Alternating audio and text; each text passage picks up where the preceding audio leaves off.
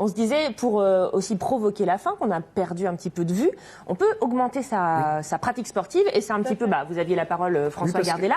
On va partir faire du canoë-kayak avec vous. Je voulais piquer. Non, mais alors donc le sport, pour la belle transition, c'est que en fait, il y a une explication physiologique à la fin, de la faim.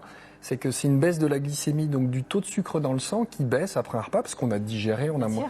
Et donc ça déclenche la faim. Et c'est vrai que l'activité physique, le muscle consomme les sucres et donc on aide en gros la glycémie à baisser, ce qui décuple un peu la sensation de faim. Donc, alors pour revenir vite fait à l'ancrage, pour ceux qui nous rejoignent quand même, on a choisi sport et enfants parce que c'est important de l'ancrer chez nos plus jeunes. Moi, il y a plein de gens à qui que je titille un petit peu parce que c'est mon métier. Pourquoi vous faites pas de sport ? Ah, j'ai pas le temps. C'est la première chose qu'on dit. Mais en fait, quand on réfléchit, si on a le temps, on commence à parler du week-end. Et alors le dimanche, oui, mais il fait froid, mais oui, il pleut. En fait, c'est pas ça. C'est que il faut le faire petit parce qu'on en fait l'expérience de ça nous rend service, ça nous fait du bien, etc. Faut faire l'expérience. Donc on a présenté plein de sports parce qu'il y a plein de parents qui ont des enfants mais qui ne sont pas forcément sportifs et il faut leur présenter les avantages de telle ou telle activité. Alors on a choisi cette fois-ci le canoë-kayak. Si j'avais à présenter le canoë-kayak, c'est un sport où on apprécie de naviguer. Ça c'est la première chose. C'est quand même un sport de plein air. Donc ça c'est l'important. Au niveau physiologique, c'est quand même un sport qui sollicite plutôt les membres supérieurs quand même. Et plutôt la partie du dos. Ça, c'est pour être un peu plus précis, parce qu'on est surtout sur du tirage et sur le fait de tirer. Les bras et le dos, pour tirer. Maintenant, c'est un sport saisonnier, c'est-à-dire que l'hiver, on navigue beaucoup moins, nécessairement.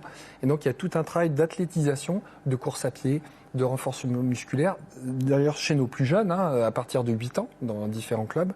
Donc, c'est quand même un sport complet, puisqu'on fait d'autres choses que de naviguer. Alors après, ce qui est intéressant, vont vous l'expliquer les entraîneurs, les enfants, etc., c'est que comme au judo, on a le passage des grades, là, il y a un système de ce qu'on appelle les pagaies couleurs, donc qui sont aussi des évaluations successives avec des niveaux de pratique, jaune, comme les pistes aussi en ski, jaune, on progresse, bien sûr. Après, c'est donc vert, bleu, rouge et noir. Dans différents, parce qu'il y a plein de disciplines, c'est pas l'utilité de les présenter ici, mais dans différentes eaux, eau calme, eau vive et mer, et puis dans les différentes disciplines que sont course en ligne, etc. Donc c'est assez riche de différentes situations pédagogiques.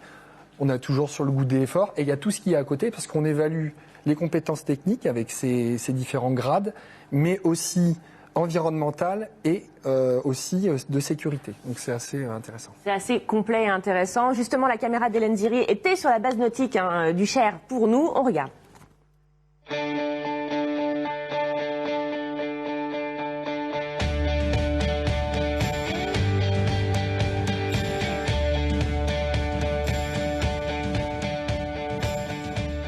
C'est un sport un peu multitâche où on fait toutes sortes de choses. Ça apporte surtout un équilibre. Les bateaux, ils peuvent être très fins et ça demande un gainage assez puissant.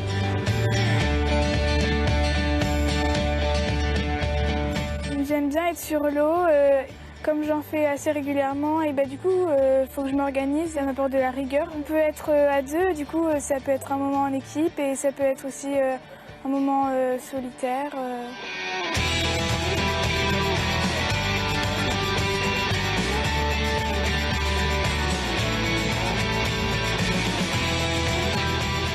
Ici, on est en pleine nature, donc ça amène à vaincre ses peurs, vaincre la timidité. Ça amène également à une forme de respect de l'environnement. Il faut réussir à avoir cet esprit d'équipe et cet esprit de confrontation à la fois à tous les entraînements. Il peut se dépenser, il voit du monde et ça lui plaît. On a amené nos enfants plusieurs fois faire du canoë en famille. On lui a proposé quoi. Il y a des choses qu'il faut essayer. Je pense que le canoë en fait partie. Et voilà, merci à Hélène Ziri pour ces images. Puis c'est cool aussi parce que c'est beau comme sport. Là, on est dans la nature, c'est super. Là, elle l'a très bien dit. Il y a vraiment plaisir de naviguer. Elle l'a redit.